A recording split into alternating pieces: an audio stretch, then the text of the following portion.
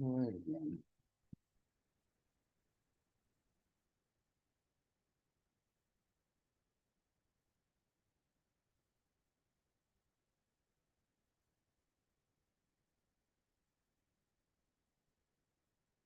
Saved them all, right?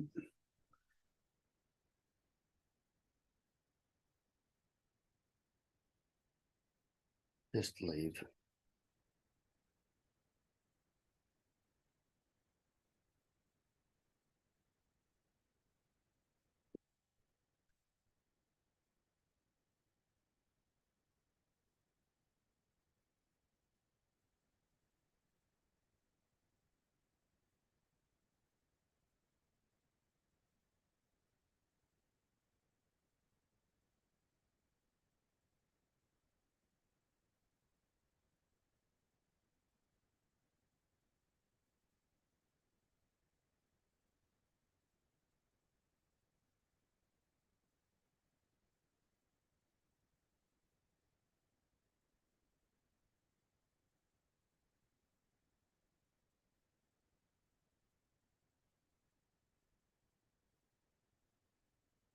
On 2.5 on the bag.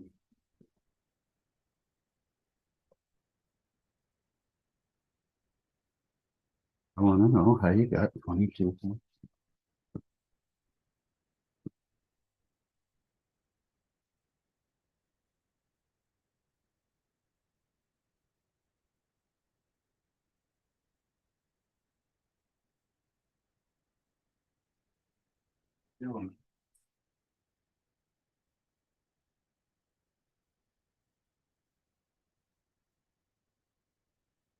Doing. Put them in the oven. Read them. I have to have it.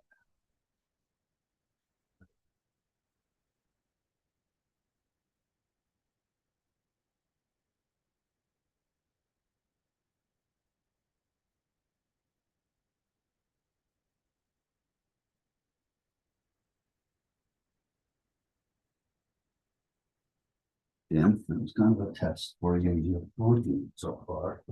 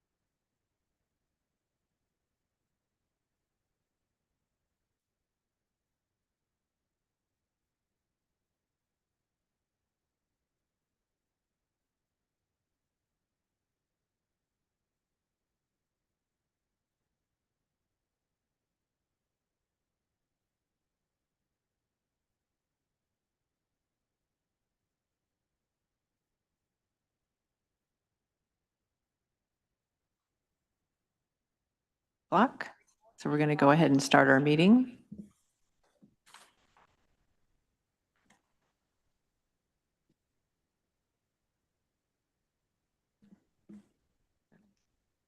We're going to go ahead and do roll call, please. Okay, I'll start from left to right. Sergio Ricardo, Here. Stephanie Stark, Here.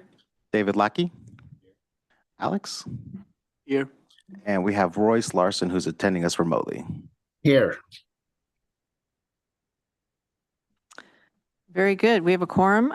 So let's go ahead and see if there's anybody here from the public today who'd like to speak on an item that's not listed on the agenda. We have received no requests to speak, and we have nobody currently in attendance.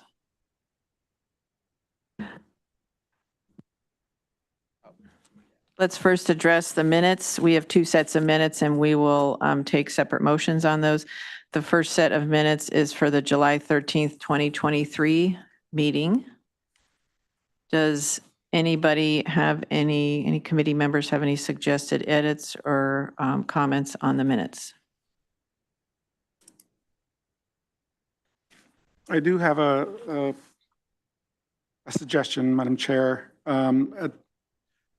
On the last item, on the number 5 discussion item, the second bullet, I think instead of using the word proposed, after Matthew Shapiro proposed, I would probably use the same word that was used on the third bullet and maybe say recommended or suggested instead of proposed. It was just a discussion, I think, at that point. I don't know. It's just, to me, it sounds a little more. Yeah, no, that Part makes of the- sense. We could insert recommended instead of proposed. Anyone else have any comments? Or make a motion to approve the minutes?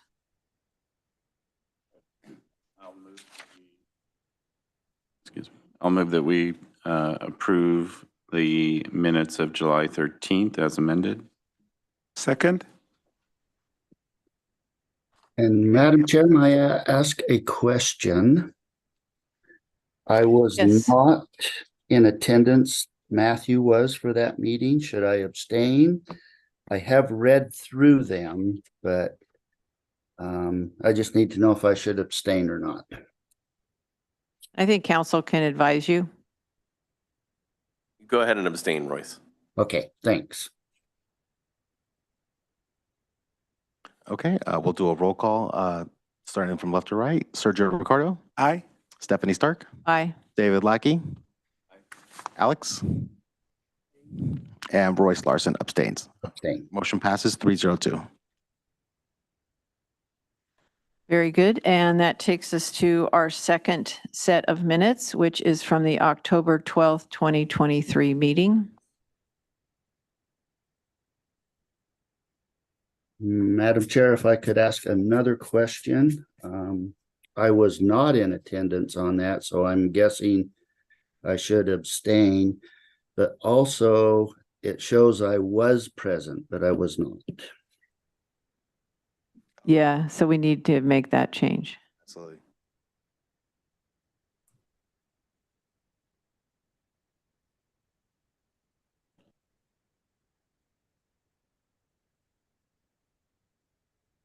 So, Madam Chair, I'm also abstaining. I wasn't present at the October meeting, so I don't know if you guys have a quorum. If you don't, if you need Glenn, my alternate, to be on the phone and help approve the minutes, I can get him on the phone. I can do the same as well with Matthew Shapiro or Matthew Mayton.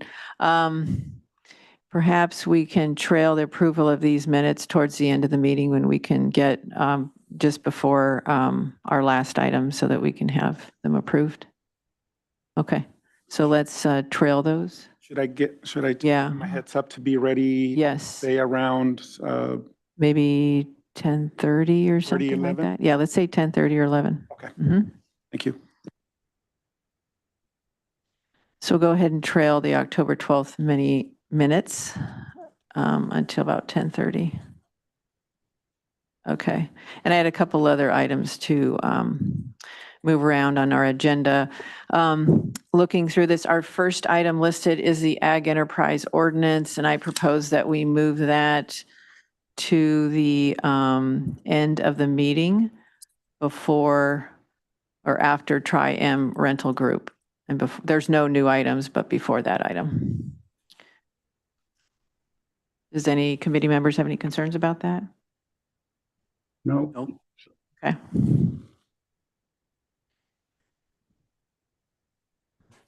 And I'm sorry, items 2 and 5 request to be continued to, item number 2 request to be continued to the January APAC meeting.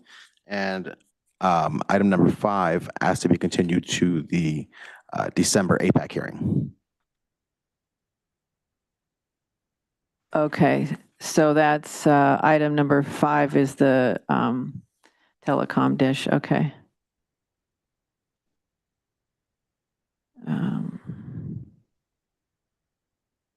Do we have any issues? Any committee members want to discuss the request for continuance? So these were item 2, did you say? Item 2, Ballard? Yes, item Ranch 2, Ballard Winery. Ranch. I guess those are, I missed it. I mistakenly put it on the agenda. The planner informed me that we had a discussion at our last APAC meeting that they requested to be put on the January APAC meeting. Okay.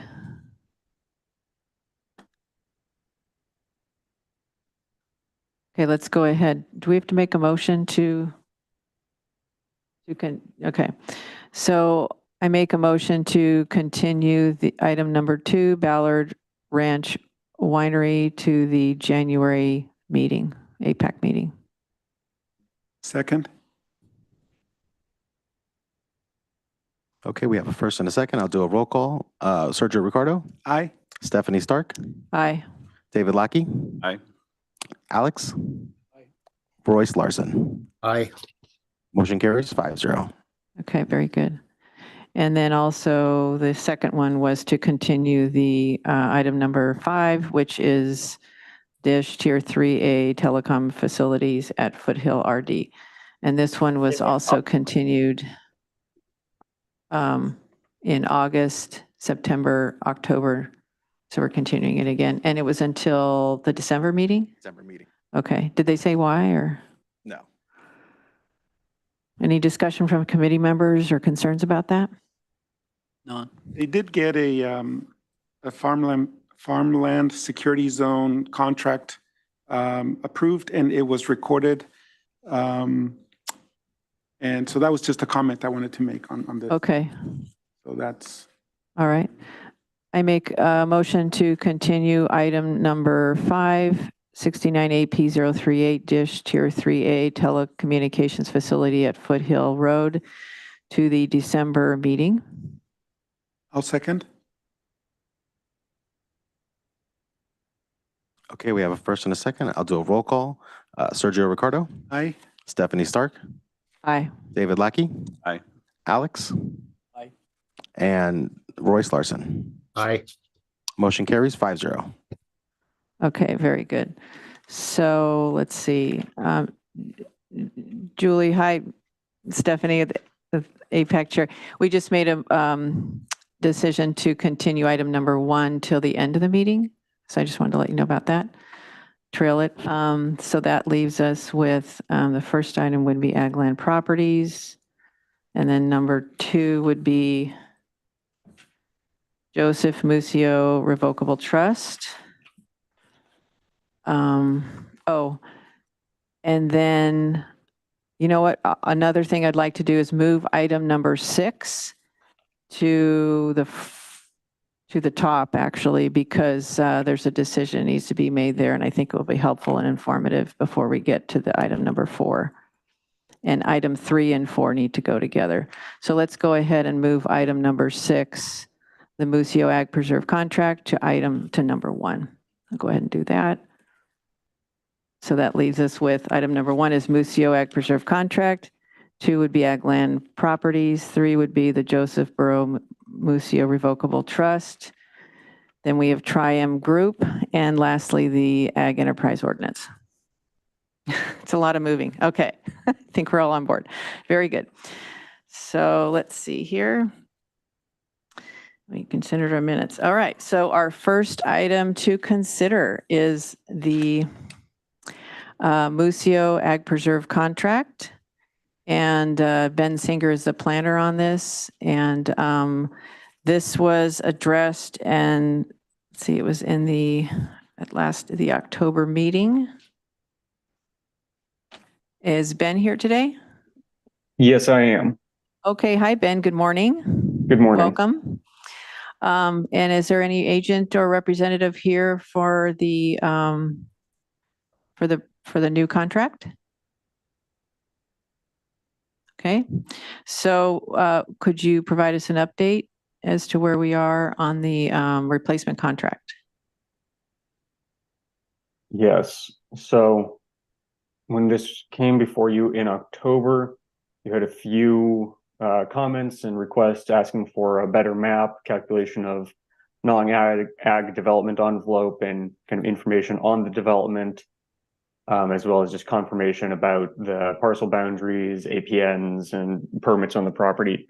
So I've gone through that. I provided in the kind of submittal a map as well as an exhibit from when the lot line adjustment went to hearing that shows all the development, and I kind of superimposed the envelope area over that just to better illustrate that. I did confirm everything, all of the development is permitted or validated at least by the planning department, as well as there's permits for cannabis cultivation on some of the properties. It's a little bit strange. There are 3 assessor's parcels numbers associated with it, but I believe 4 parcels. 2 of the assessor's parcel numbers are a single parcel, and then the third APN is in fact 3 parcels. But they have all been legalized. The single parcel that has 2 APNs through the lot line adjustment, and then the other 3 parcels all have certificates of compliance. So hopefully that provides the answers you're looking for, but I'm happy to answer any additional questions as much as I can. Thank you, Ben. Is there a way to pull up the information that was provided in the packet? Do we have the site map? Oh, Yep. We're going to do that now.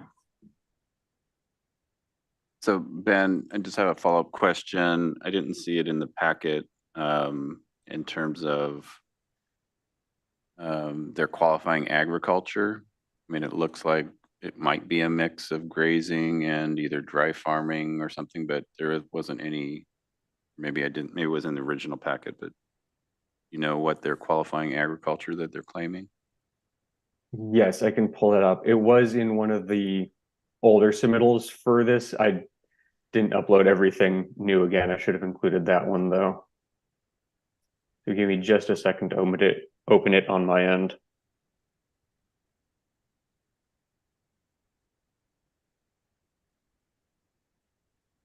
Hey, Ben, I made you a co-host right now, so if you would like to, you can share your screen if you'd like.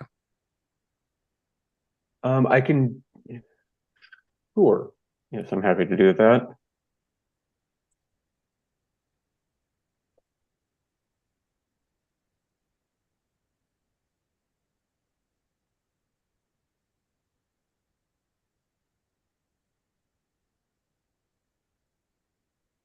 All right, so then I'll give it back to you just in a second to see that map, but this is their ag activities supplement that they had previously submitted. They're showing 50 acres of total production, listing it as dry farming. Sergio, do you have any previous, I mean, has this property been submitting their annual production information? Give me Just a one second. I think they have been, yes. I do have that. So that might be, because then I was also looking at the water information, and the water is just for the domestic well. And so maybe they're doing dry farming because they don't have water for the agriculture. Both what they previously submitted for proof of water as well. I don't remember what this one was. I think it was. Yeah, that's the same one in. Yeah, okay, so today's it was packet. just the domestic well. Right.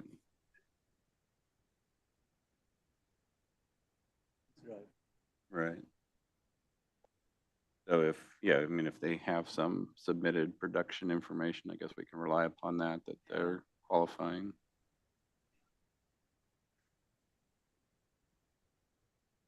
They're doing dry farming, so if they're actually producing something, then either they're relying upon just. Do we have an aerial photo of the property that we can pull up? We have that other site map, the LLA exhibit. It's in the packet that shows the envelope. I don't know if we can bring that up.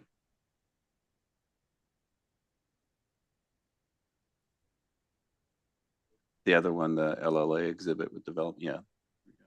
Okay. Madam Chair, on the annual questionnaire, they do confirm that they have 40 acres of dry farming. That's what was reported. Does it say what the crop is or? It does not. Give me 1 second. Let me go to the next page.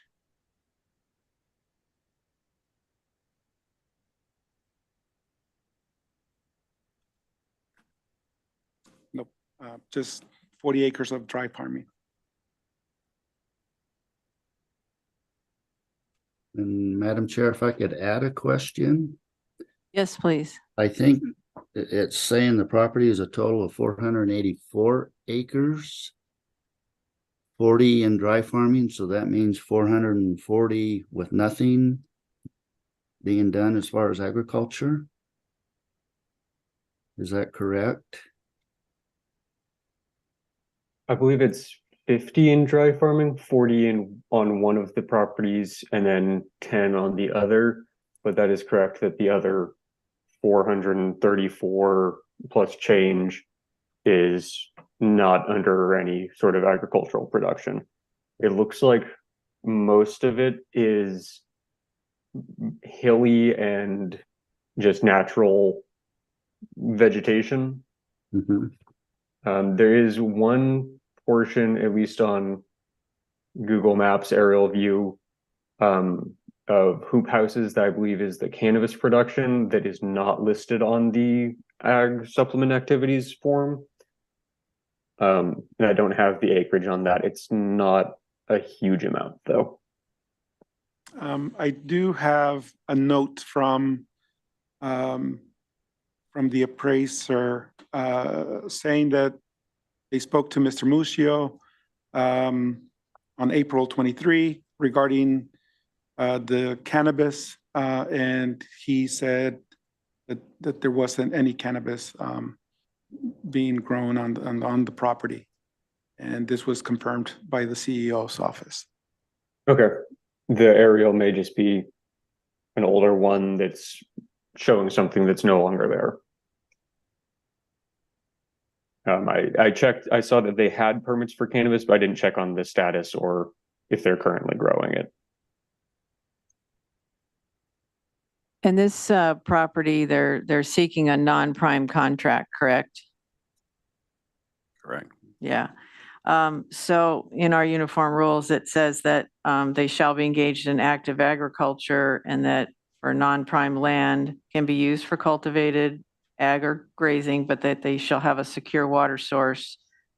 So if required to support the ag activity. So I think what David's saying is that because they're dry farming, they don't have to have a secure water source. Correct. And kind of just to continue that, I'm glad you mentioned that to answer Royce's question. A refresher, you probably do recall that, as far as our uniform rules, the non-prime was traditionally been for grazing. And so, we're looking at, you have a grazing lease, you have fencing and secured water source. Yeah. But the sort of the other side of that coin is that if you're not doing grazing, our uniform rules are not very clear in terms of expectations of other, acreages to meet your qualifying agriculture.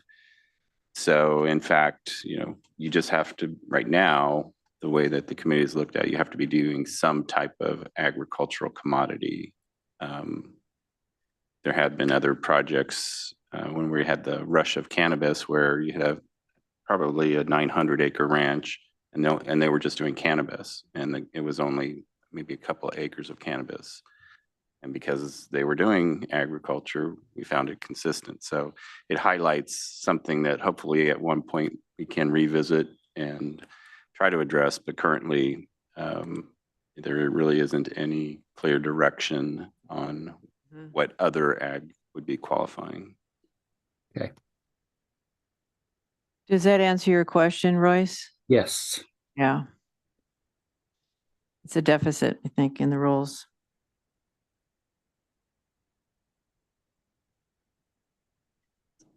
Yeah, and so on this same site map, thank you, Ben, for adding the envelope information. So it looks like it's 52,000 square feet. So in this case, it's the 2-acre max, so they're clearly within that allowance. And the structures that are outside of it appear to be all ag support structures. And so in terms of the information on dry farming, I think that they've demonstrated history on that, that's their qualifying agriculture. So I don't have any additional questions.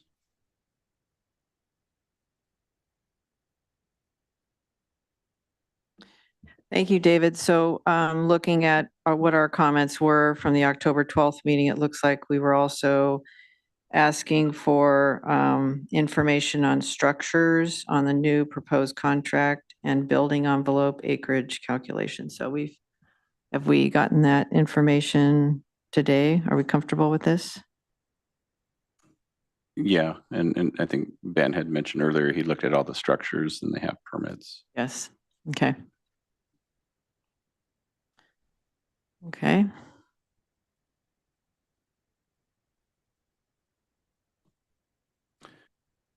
So with that, if there aren't any other questions, I'll make a motion that the APAC find the request for a new ag preserve contract consistent with the uniform rules.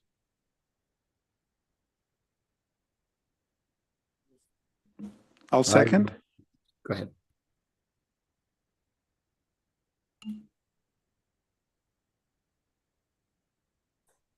Okay, I'll do a roll call.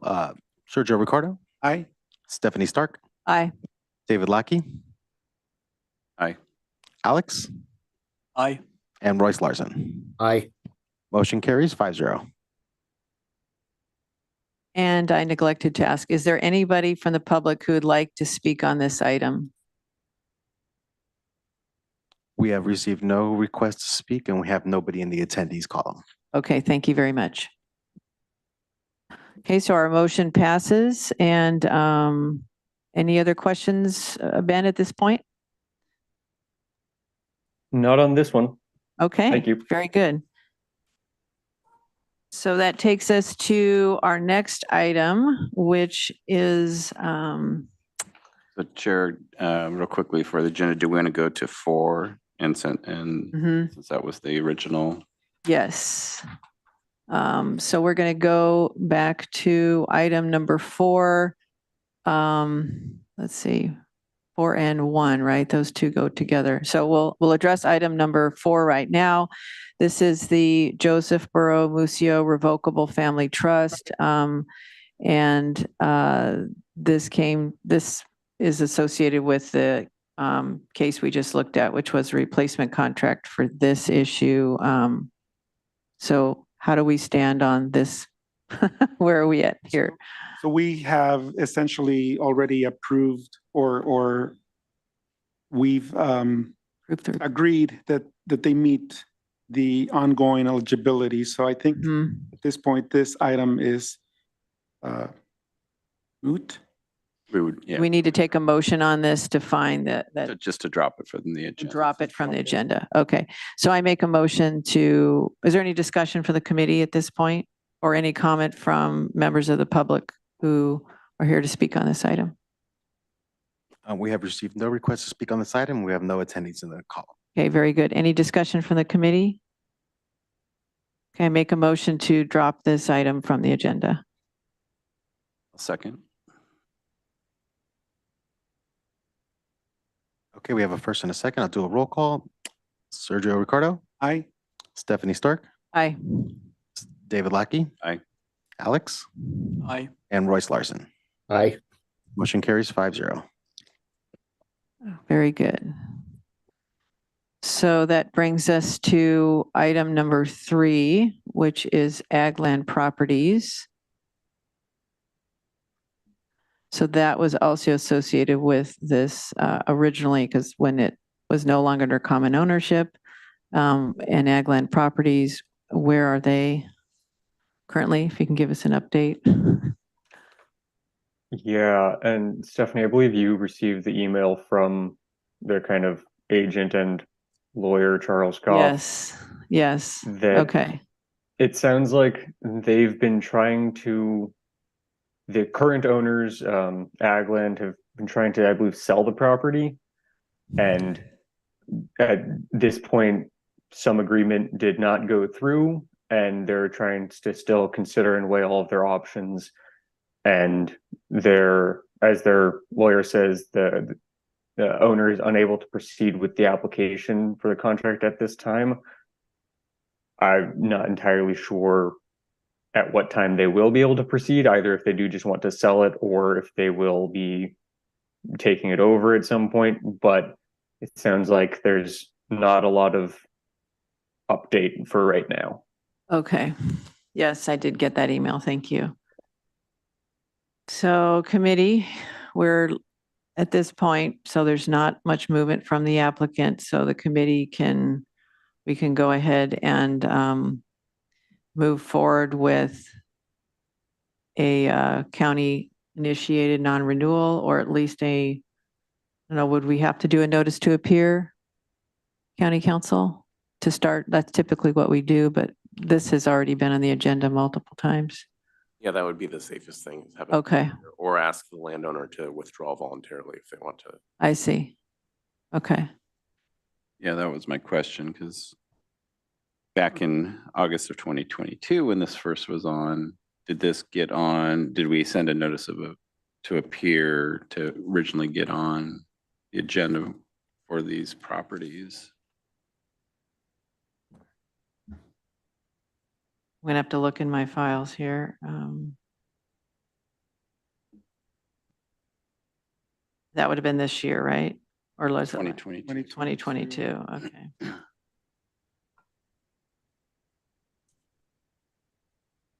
So while you're doing that, I guess just to follow that through, maybe Sergio, because the Museo is on its own path to get its Correct. contract. Yeah. Even if we take action just to restart it and send a notice to appear, is the appropriate procedure is that we're considering non-renewal of the parent contract, 01 AP 004A? That would be my preference. That would be my suggestion, because the entire contract doesn't exist anymore with the boundaries that it was approved in originally with. So I would suggest that we propose non-renewal on the original contract. The assessor has unofficially split the contract already because of the different ownership. So this portion will remain in non-renewal. The other portion is obviously we've just approved the new contract, a replacement. So that would be my suggestion, yes, to non-renew the entire original contract.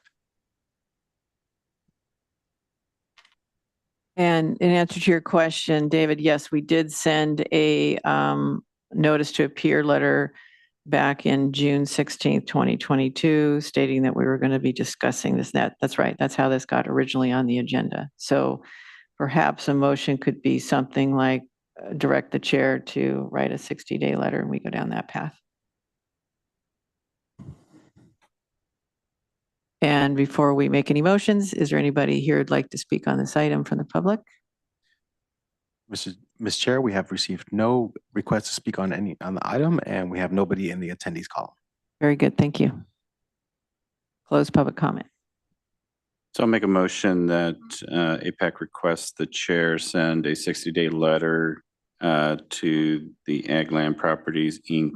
owners indicating their ownership parcels will be considered at a future Ag Preserve Advisory Committee meeting for ongoing eligibility, which may also include a potential recommendation for non-renewal. I'll second. Roll call, please. Okay, Sergio Ricardo, Aye. Stephanie Stark, Aye. David Lackey, Aye. Alex, Aye. and Royce Larson. Aye. Motion carries 5-0. Okay, very good. Thank you, Ben. Yep, thank you. Any other questions from the committee? All right. So that takes us to, Madam Chair, I'm sorry. yes, Just so that we don't drop the ball on this, because I think, well, so we don't drop the ball. Do we want to, you went to the next one. yeah, continue the item actually to 60 days, like that would be January? No, Probably February by the time. February. Yeah, I'd give it a little more time. I'd say So the February. February agenda. Yeah. February meeting. So can I amend my motion? Council, is that appropriate? You just make a second motion? Make a second motion, okay. So I will make a motion that we continue item number 3 to the February 2024 APAC meeting. Second? Okay, we have a first and a second. I'll do a roll call. Sergio Ricardo, Aye. Stephanie Stark, Aye. David Lackey. Aye. Alex, Aye. and Royce Larson. Aye. Motion carries 5-0. Very good. So we've got that covered, and that takes us to item number 7, which is the Tri-M Rental Group. There's no planner assigned, but is there anyone here representing the property today? This is item number 70 AP 122. It was continued from our August 10th, 2023 meeting, and it is parcel number 113-120-027, located in the Santa Maria Valley, 5th Supervisorial District. It's 54.6 acres. So as just kind of a background on this, we sent 2 letters to the property owner, and those are contained in your packet. The first letter was, let's see.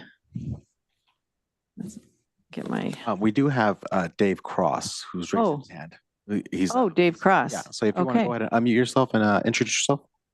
Yes, thank you. My name's Dave Cross. I'm here today representing Tri-M Rental Group. And I wanted to update the committee to let you know that they applied in October to planning for non-renewal to correct the situation.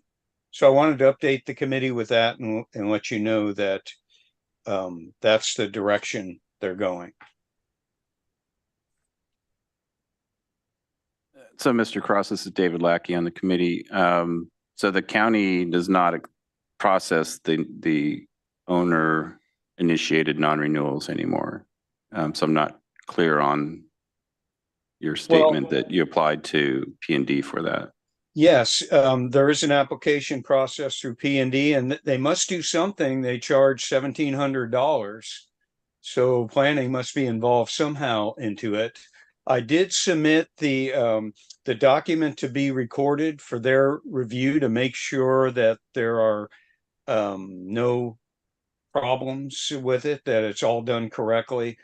And so I understand that it would take effect on January 1st. So the process, as I understand it, and through the letter that I received from Stephanie Stark, was to non-renew the contract. And the way to initiate that was through planning and development. We submitted the application. And so that's where we're at with that.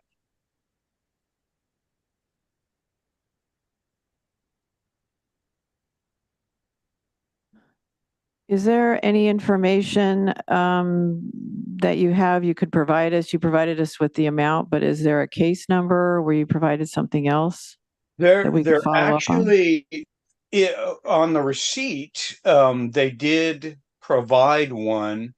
And I'm trying to find it right now. I can also email it to you after the meeting.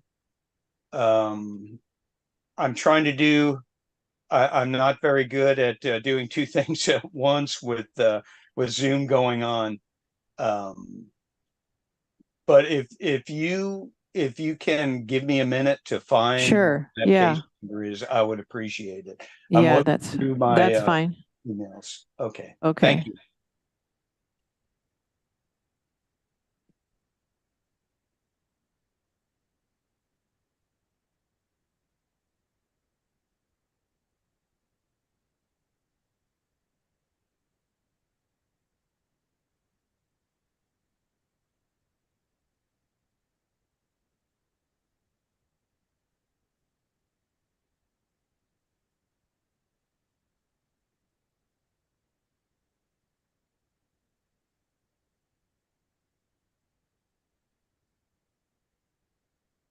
I'm almost there. Thank you for your patience.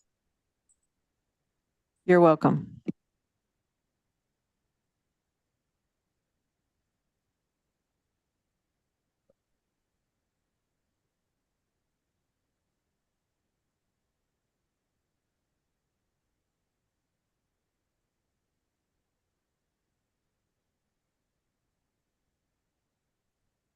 I have it. The planning case number is 23 AGP 00009.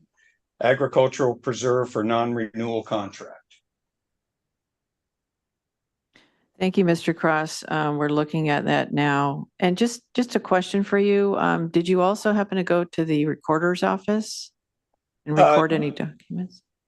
No, and I understand that's part of the process. Mhm.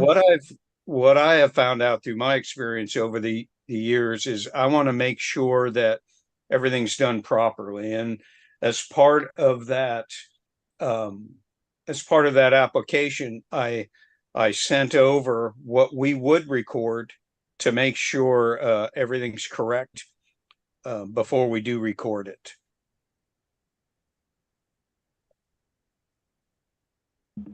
Madam Chair, I just did a quick search of the recordings and I didn't find any recording for a non-renewal. Yes, as I said, we did not record the document yet. We sent it to planning Right, for so- review to I make was sure just it's confirming. correct. Yeah, and that seems like that's what we're finding in our end too. Okay, so Mr. Cross is saying, David, go ahead. Go ahead. I was just going to say, Mr. Cross is saying that he did submit an application. He has a case number. There's been a fee charged from some department in county. Does it show on your end a confirmation of who you're working with? It sounds like you have a case number. Do you have a planner? They accepted the application. We paid the application fee and they have not assigned a planner yet. And what was the last date of correspondence?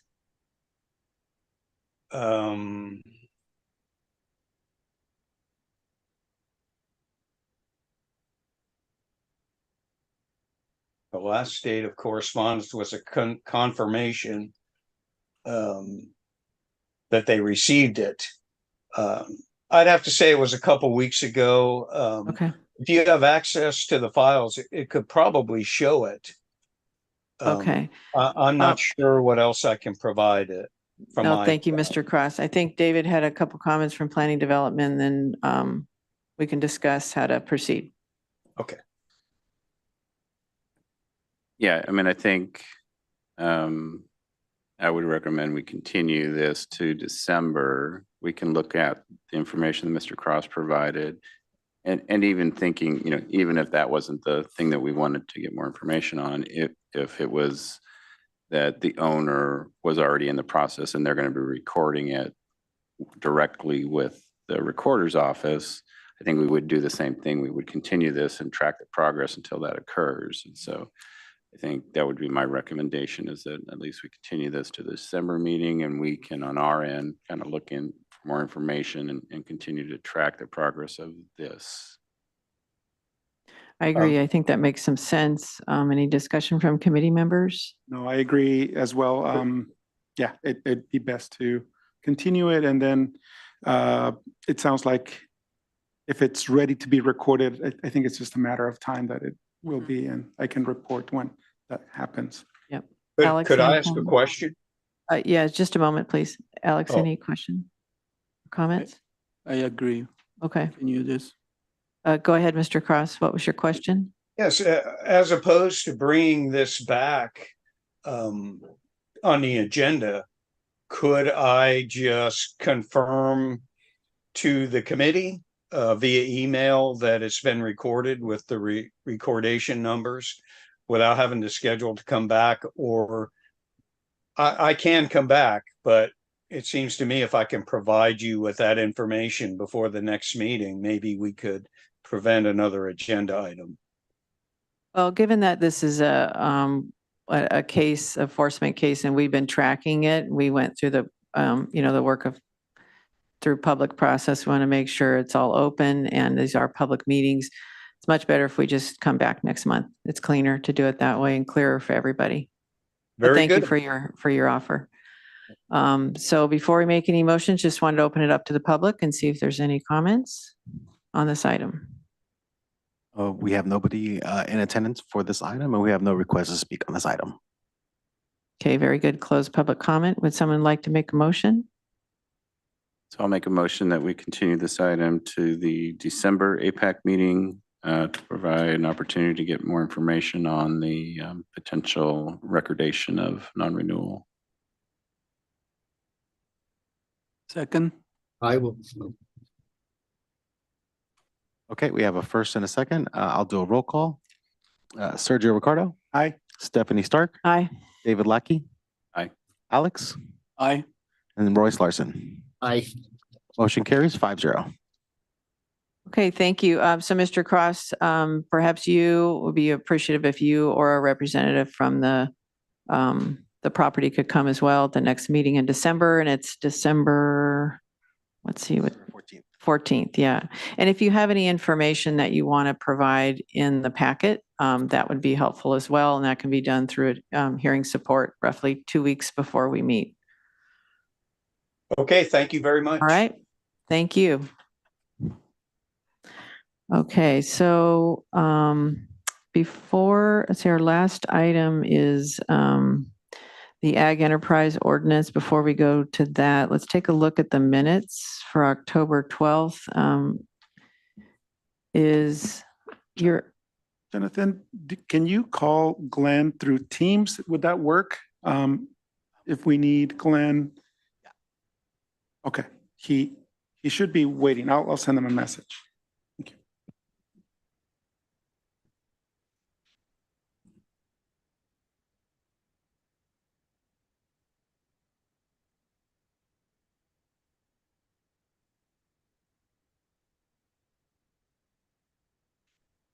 And I've also emailed my counterpart to see if perhaps he could come to the meeting quickly to consider the minutes.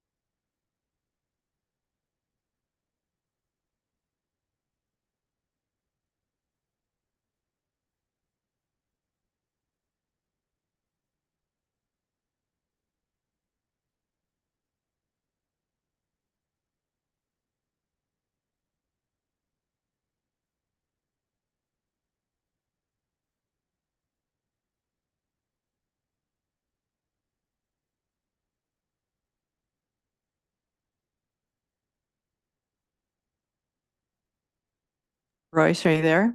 I am. Oh, sorry, we were just taking a motion on continuing the October 12th minutes to the December agenda. And we were just doing a roll call on that. Oh, and I thought I said aye, but Oh, perfect. maybe I, Motion carries 5-0. Very good. Thank you. Okay, so that takes us to our next item, which is the Ag Enterprise Ordinance. And David Lackey will be recusing himself. Yes, and Madam Chair, I'll be recusing myself from this item. Okay, very good. Thank you. And I think we also have Julie Harris here, who is welcome to join us. And in your packet is information about this item.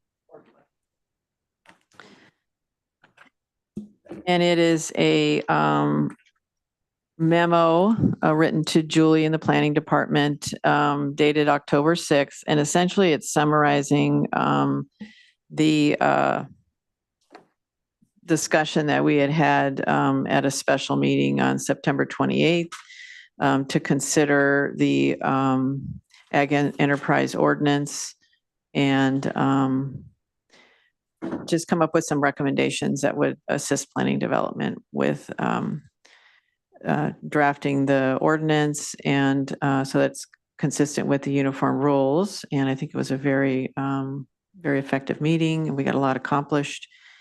And with that, the purpose of today's meeting is for committee members who are present, and we were all four of us here.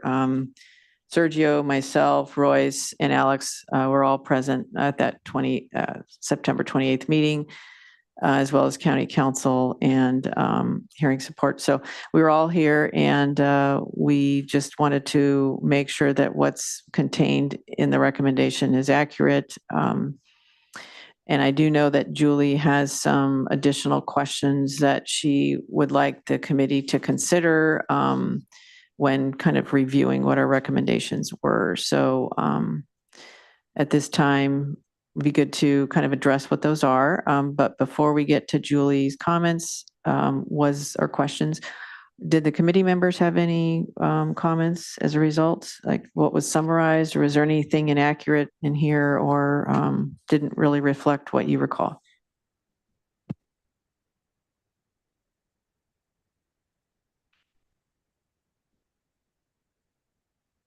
No comments. I think Yeah. it does show exactly what we discussed. Thank you. Alex or Royce, any comments? No comments. Okay. it's a minor thing. Yes. But I'm looking at the number 2 there. And it says allow one campground envelope up to 1 acre size on the premises of 40 acres or greater.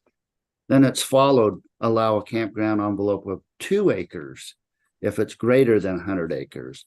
So in A, should we say premise of 40 acres, less than 100 acres? Yeah. So range. Yeah. Good point, Royce. So then that would also mean that we should say 100 acres to 320 on Yeah. E.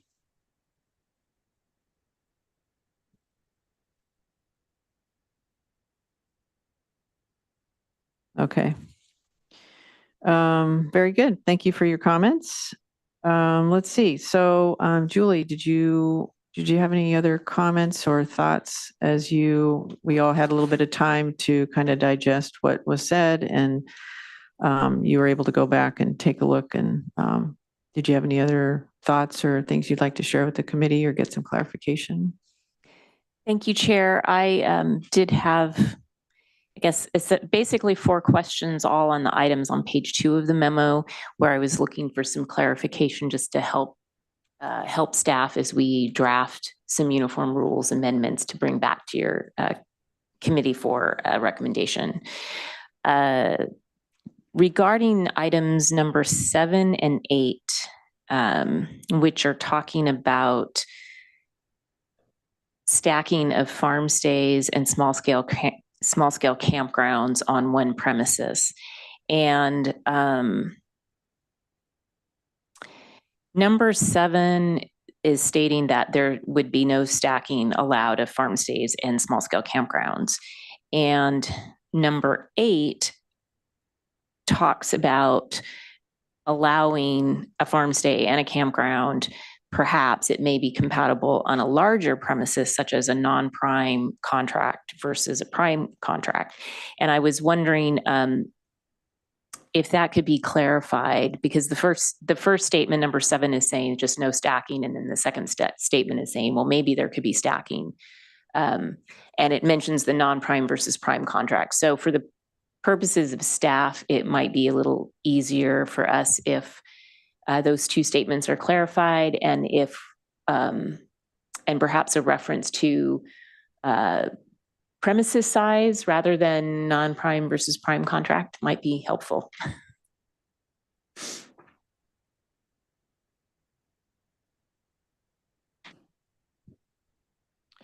I'd have thought perhaps what we could do, we could move 8 as kind of like a 7A. So like it'd be a subset, like, so 8 isn't a standalone, it's actually underneath 7 as a bullet point. So we're saying, I think my understanding was we were trying to say that there's no stacking of farm stays. Well, this is our recommendation or thought. Farm stays in small scale campground because of the impacts of the traffic, complexity with having multiple envelopes, and that this does not apply to wilderness camping. 8 says, if you're going to combine farm stays with a small scale campground, it could be more palatable on larger premises. So it's sort of qualifying 7. So instead of 8 standing on alone, it's just qualifying it. So instead of saying 7, no stacking, perhaps you could say something softer like stacking is not encouraged or something. And then you'd have your sub bullet saying, if you're going to do it on the larger properties. And then we could say, instead of non-prime, we could say premises, larger premises, we could say 100 acres plus. Yeah. What do other committee members think about that? Sounds good to me. Yeah, I like your suggestion. I was just thinking that, we add under 7, we would just add the prime, so up to 100 acres.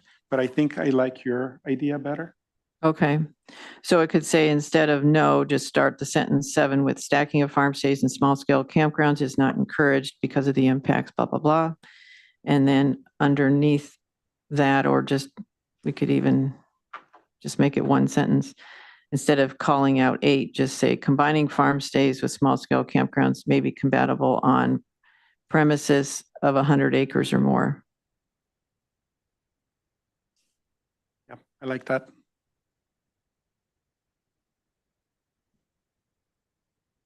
Thank you. Okay. My next 2 questions are in regards to the recommendations for the small scale events and for the educational opportunities. I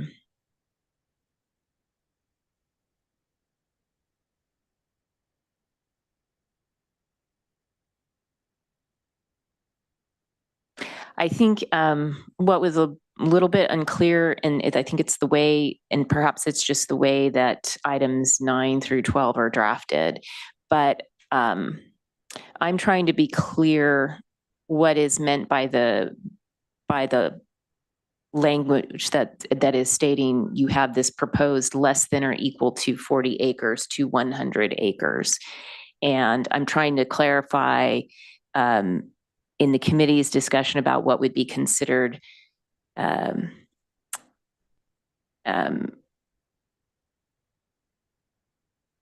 compatible with the contracts.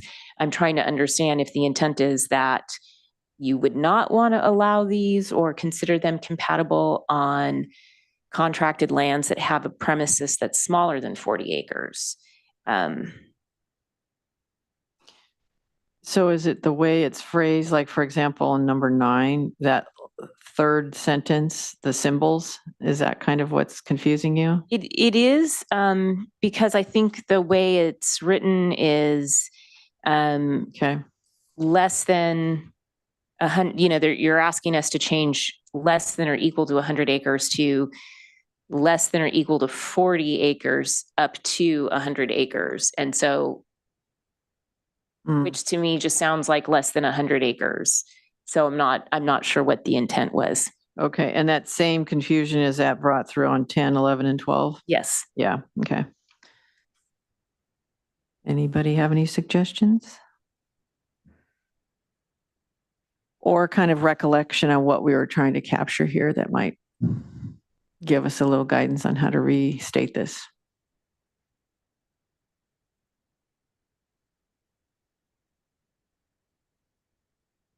I think what we were trying to do is there was a discussion about exemptions. Hmm.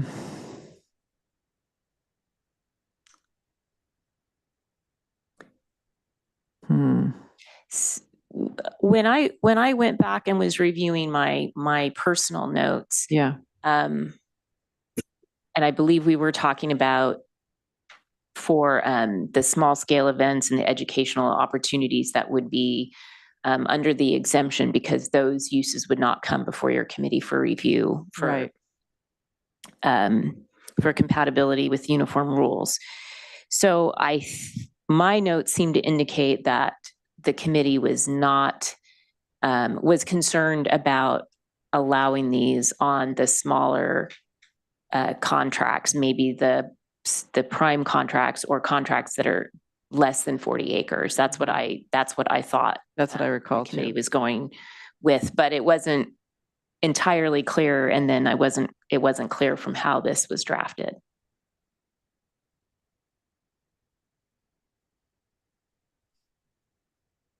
Yeah, that's my recollection too. I think we were just trying to exclude the super prime or anything that's Yeah. under 40 acres. And I think at some point, somebody, I think we discussed how this is already kind of implied because this is only being allowed on Ag 2 100, I thought, maybe. That's correct. And so, but then we wanted to make sure that it was clear, but I guess we managed to make it even more confusing. But, yeah, that was the purpose to exclude anything under 40 acres. So should we just keep 40 and drop 100, or is there any reason to have 100, 40 to 100? Is there any different category over 100? I think here and I wrote these, initially drafted them. So I think what in my mind, when I was writing this, I was saying that the exempt events, so that exempt events are basically not going to be less than 40 acres. Yeah. And that currently, for some reason I think when I was writing this, that it was, less than, that there was some 100-acre threshold. So it sounds like 40 acres is what our biggest concern was with these, at least on 9, the small scale events. And I'm looking at 2-2 right now, the table. So if we leave just 40 acres and drop 100, would that be better? So the exemption, So what would you propose for the statement there, starting with under the proposed project so that exempt events are changed from less than 40 acres? 100 acres to less than 40 acres. Well, is that, Or what if we just said change to less than 40 acres? Or 40 acres and less?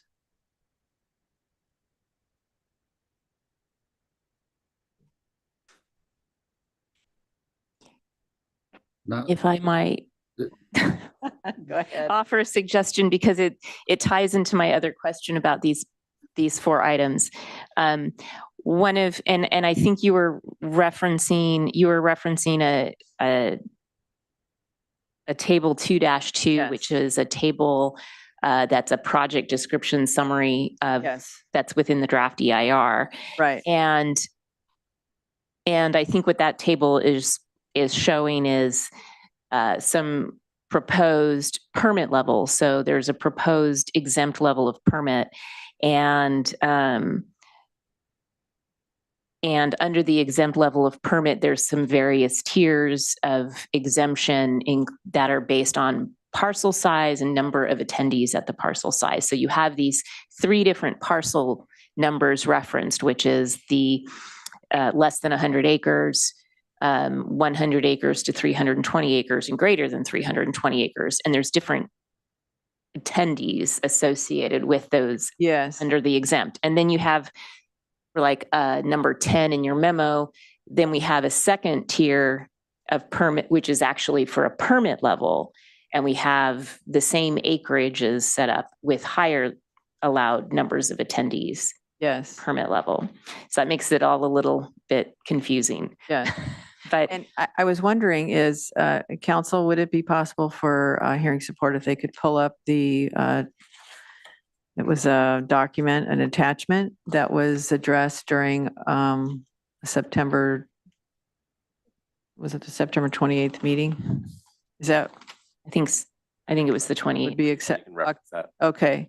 So is it possible, hearing support, do you have that September 28th exhibit? It was table 2-2 and is a attachment 1. And one of my other questions is the way the memo is drafted is talking about changing these numbers on the table, but I wanted to clarify that the tables are the project description for the ordinance. Yes, And I wanted to clarify that the committee is only interested in making these changes or perhaps not allowing exempt smaller events or even the lower level permit on the smaller contracted lands, not on the Ag 2 as a whole, but just on the contract. right. It's just focused on contracted lands, right. Yes, very good. Thank you.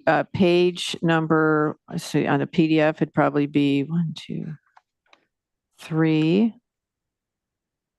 Yeah, getting it. That's the table there. Royce, can you see that? Kind of. Okay. Yes, So, that's better. yeah. So if you go to 9 in are the recommendations that were drafted up, that first question where it says recommendation regarding small scale events. You went too far. 2-19.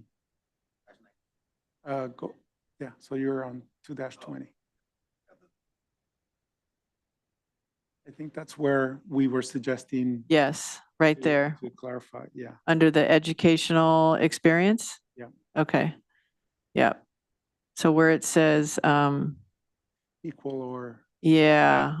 And what's the difference between the two? One is, okay, so the one that's the exempt level is that the first column, it says educational experience or opportunity. Royce, can you see that? Yeah, Okay, and then you've got the second column, which is description. The third column is where it starts with small guided tours. That's the exempt column. And I think that that's what the bullet point was trying to address, is that we're saying under page 2-21, under small scale events, table 2-2, under the proposed project, so that exempt events are changed from less than or equal to 100 acres. Okay, so our concern there was how under the exemptions, where it says other educational experiences or opportunities, and there's a number of bullets there. I wish I had a pointer. I don't think I do. Where instead of that 100 acres, what we're looking at is making that 40 acres? yeah, Yeah, 80 to 100. yeah, That first bullet that we were thinking to yeah, right there. just add 40 to 100 acres. And for contracted land only? Yes, Contracted land right, in ag preserve, correct. right.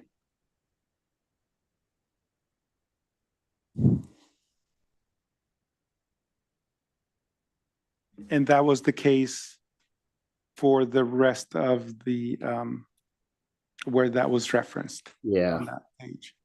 So under annual maximum attendance down below, the first bullet there, that would be the same thing. It would have been the same thing, 40 to 100 acres. And then same on the next column.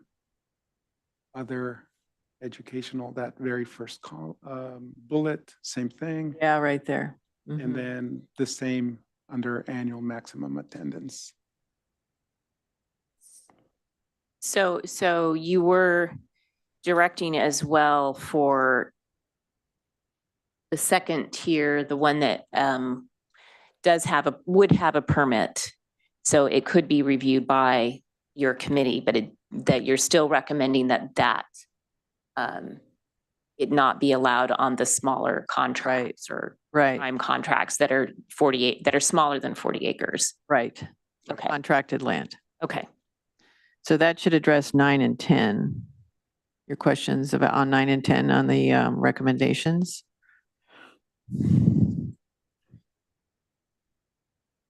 And I think it would be 11 and 12 because I think you had the same recommendation for both. yeah. Yep. Yep. So are we gonna drop 100 and just keep 40? Yeah. Okay, 40 to 100. or 40 to 100. Yeah. Why just not less than 40? I guess so. I mean, Less would than that, 40. if what Alex is saying, would it be cleaner and more clear if instead of giving a range of 40 to 100, you just left it as less than 40? I guess I was trying to. Greater, No, greater than. Greater than 40, Greater than- greater than 40 acres. I think I was just thinking to stay with kind of what they have in their, how it was set up from planning, but I'm okay to do it either way. Julie, do you have any preference? I don't think it works because then we have the 320 acres on the third bullet. So you go to, we could say See how the, greater than 40, but less than 320. Then that's. I was just trying to do 40 to 100 because you see where the second bullet is, Alex? It says 100 to 320 Okay. and then 320 and above. So I was just kind of staying with their, with them. how it's set up from planning in terms of the bullets that they have in the tier. And greater than 40 and lesser than 100? Yeah, Okay. that's what we're saying. Got it. Okay, and then, so does that address most of those comments on 9, 10, 11, 12? Okay, any other questions? Does, thank or- you. Mhm. I understand with the last recommendation about the stacking, for lack of a better term, of exempt uses or combining a lot of the exempt uses Yeah. on an agricultural premises. The APAC just had noted that they would like to be able to review these on a case-by-case basis. And so my question, and this is really whether the APAC has any thoughts or ideas or recommendations as currently proposed, and maybe this will come out as a recommendation by the Planning Commission. We'll just have to see once we get there. Mhm. It is currently proposed all of these exempt levels of use would be exempt. And so a property owner could propose to do a number of these exempt uses and none of them would require a permit, but there'd be that stacking, that combination of uses. And is it possible if these are all exempt and if the Planning Commission doesn't propose any alternative for addressing them, what would be the suggestions for APAC to be able to review a stacking, a combination of uses if each of these individual uses is exempt Right. and exempt projects don't typically come before the APAC? So kind of maybe tighten up 13 a little bit, maybe so like a trigger or something that might, instead of saying all exempt uses, just what is our biggest concern? Maybe focus on that. Perhaps. I'm not sure if there is a way in the uniform rules for exempt uses to To us. require to Yeah. come to the. Yeah, no, I APAC, get so. you. Sergio, Alex, Royce, any thoughts on that? No, not for me.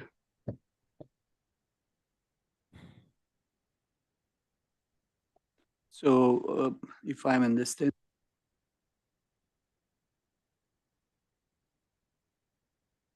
exemption on one use, and then what triggers the second exemption or second use would trigger need to. come And before they have a cumulative, multiple exemptions. And so at what point would we like those to come to the committee? Because as written, if you say any stacking of exempt uses would come to the committee on a case-by-case basis, that's kind of hard to do that. So I guess one first exemption would be exempt. The following one would be triggering the. PAC review. Yeah, right. As written. Is Would that really what we intended? If we, be, what we intended? I think so. I think that was the yeah, the intent, that we just wanted to make sure that the stacking wasn't going to, or was going to be. yeah, but what I think what the kind of where rubber hits the road is when you have a an exempt use, there's really no pathway for it to come to APAC. Right? That's my understanding. Yeah. So how So- how does that get? I'm not sure exactly what we would be trying to draft into the uniform rules for your review. Yeah.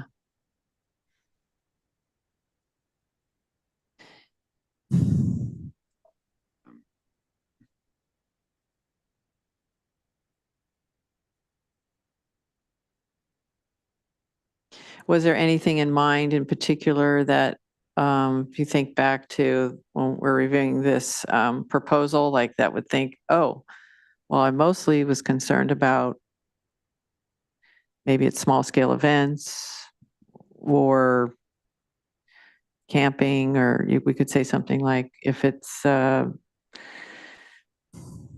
don't know. I think we were concerned about specifically traffic. I think we were thinking, okay, if you have multiple Mhm. things going on, Yeah, there's going to be a lot of traffic, and there's going to be, there may be some impacts to that. impacts. Mhm. Exactly. And I'm not saying that was the only concern, but it was one of the main concerns we had. Mhm. So I don't have any suggestions as to how these would come to us, to APAC, Yeah. other than, like somebody suggested earlier, just making sure that when you see a subsequent permit for an exempt use like this, Mhm. it would be the trigger. Okay, Yeah. what is this? Maybe what we could do is change the recommendation a little bit on 13. So instead of saying reviewed by APAC, but because this is going to go through a whole process where it's reviewed by decision makers. And I'm sure that traffic and things like that will be addressed as well. It's not just a concern for this resource, it's a concern for, other resources as well. So I would think that would be on the radar of the decision makers. So perhaps we put something in 13 instead of having it just say come to APAC, just a statement there about, concerns about potential cumulative impacts if multiple exempt uses. So we're not saying it has to come to APAC. We're just stating on record that we do have a concern about multiple exemptions and the cumulative effect that might have. That's a thought. Okay, I'm okay with that. Royce or Alex? I do you have have, any- well, I have a little different sort of a question. Mhm. suppose I'm taking the other side, maybe someone decides to do an activity that's exempt to help them with their finances for no other reason. Yeah, It has to come to APAC, but say they decide to do it, it's in 1 month. By the time it comes to APAC, it could be 2 or 3 months before they could do it. right. It Is would that slow a that problem? down. Sorry, I cut you off. What was the last thing you Is said? that a I guess I sometimes think of putting on a workshop and I think in 1 month I need to put it on and not 3 months. So Mhm. I don't know what kind of undue hardships that would put on people. Yeah, and so again, it goes back to that one category on table 2-2. It's those were all the exempt Yeah. uses. Yeah, so it'd be, the small guided tours. So, yeah, you're looking at it from the other perspective. Yeah, Right. I understand. And I don't have an answer. I'm just saying. Mhm.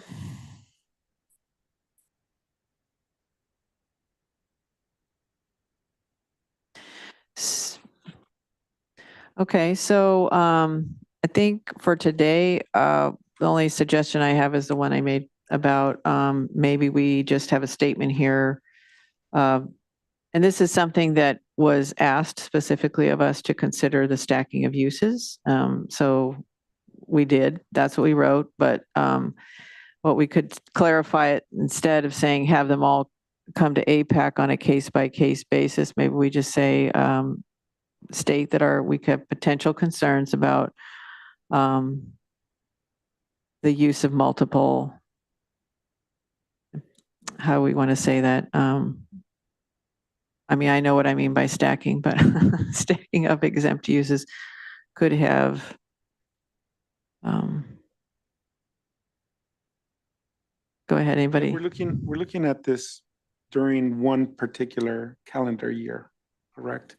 We're thinking no stacking during, so like, At the same time, you mean Same. simultaneous?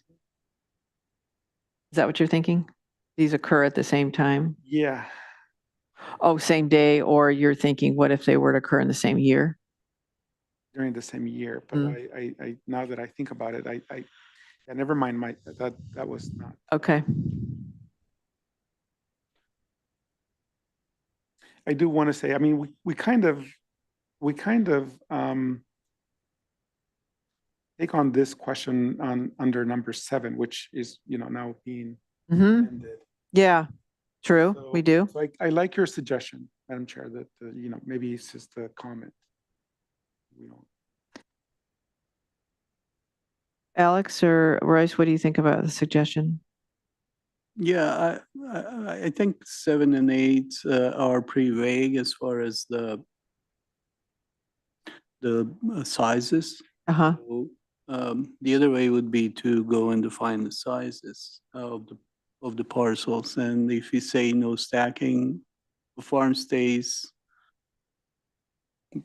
using like on parcels smaller than 40 acres, or for parcels between 40 and 100, would require APAC review. Mm-hmm. Yeah. That would be the other way. Or we can do the number 13, where we would pretty much just change it to recommendation and see where it leads. What recommendation would you make? Of the review? You said stacking exempt users should be reviewed by APAC on case-by-case basis. You proposed the language to edit this number 13. Yeah, that's what it says now in the recommendations. So the question is, or the point being taken is, if we leave it as is on that case-by-case basis, and then if we look at all exempt uses that are stacked like that, there's a question as to how that would happen. Won't happen. Yeah, right. It won't happen now as written because exempt means exempt.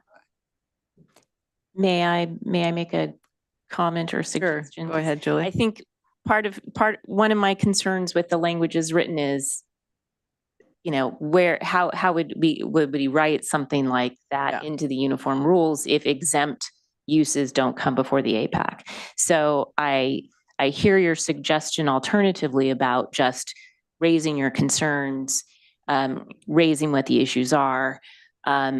Staff does not draft it into the uniform rules draft amendments that we would bring back before your committee. But then you could also, when it comes back to your committee to review the draft amendment language, you could also reaffirm that in your recommendation to the Board of Supervisors, just so that the board is aware Yeah. of the APAC's concerns. Okay. And then it's up to the board to decide how to Yeah. address that Yeah. particular issue. I agree. That's a way. I agree. Go and redefine 7 and 8. more Yeah. For, So, as far as the sizes are concerned, right. say this is not allowed for this size of parcels. And then it has to come before the APAC. Those are exempt over, let's say, 100 acres. And I think that's part of the process of when it goes to the planning commission and the board, yeah. And the public. So we could just strike 13 entirely. Just not have any comments. And just do it later. Put something in there now. I'm okay with. I'm fine to strike it. Want to strike it? Let's just do that then. Okay, 13, we'll strike that. So I can make these changes and resend you the memo. Would that be helpful? Okay, Yes. I'll do that. Now, do we want to make a motion to make the changes and just, Huh? and so just to, I think originally you wanted to make a vote to send this to PND. I think that was what county council's direction was, is to have it come back to the committee for consideration. And then we would make a motion to, is that correct? Yes, that's correct. So I guess my question is, Make sure can that we, everything was accurate and then vote to send it. To P&D. So we could do the same thing, kind of like minutes where we say as amended. as amended, right? Huh? That's Yep. what I was gonna Yep. suggest. I think so. Okay, before we make a motion or anything else, I'm going to ask if there's anybody from the public who'd like to speak on this item. We have received no requests to speak on this item, and we have nobody in the attendees column. Okay, thank you. I'll close public comment. Julie, any last minute comments before we go to a motion? Okay. Just thank you. Oh, yeah, you're welcome. Thank you for all your hard work. Anyone like to make a motion? I forget the exact wording, but I can make a motion that we instruct the chair to make the changes as discussed and to send the amended memo to PND. Is that Mhm. what we wanted to do? Send it to Yep. PND? Right. All right. I said, Second. second the motion. Alex, great. Roll call, please. Okay, we have Sergio Ricardo. Aye. Stephanie Stark, Aye. Alex, Aye. Royce Larson, I, and David Lackey has recused himself from this item. Mhm. Motion carries 401. Okay, very good. Thank you. Thank you, Julie. Okay. All right, that takes us to reports. There's no new items, so any reports of committee members? You I, don't have anything at this time? I have a Royce? question, not necessarily Yes. a report. And that's to see if we can add an item to every agenda. Probably for me, not everybody else, but we have so many, what do you call them? Can't think of it. There's ZC, LUP, CDP, APN, AP, CDP, CU, you know, can we make Acronyms or abbreviations? acronyms? Yeah, sorry, acronyms. Can we make like a definition that could just simply be attached to the agendas? And I forget them. I have to go back and what does that mean? And a lot. Like a kind of a key. Yeah, Okay, we could do something like that for, just have for all committee members. yeah. And I think it's probably already in the LUDC, but we could certainly do that. Yep, I'm hearing a nod from hearing support. Yeah. There's a lot of them. Provide that for you. Yeah. Thank you, Royce. Okay. Any other questions or anything? Okay, all right. Very good. This meeting is adjourned and it is 10:27. Thank you. Thank you. Thank you. Bye now.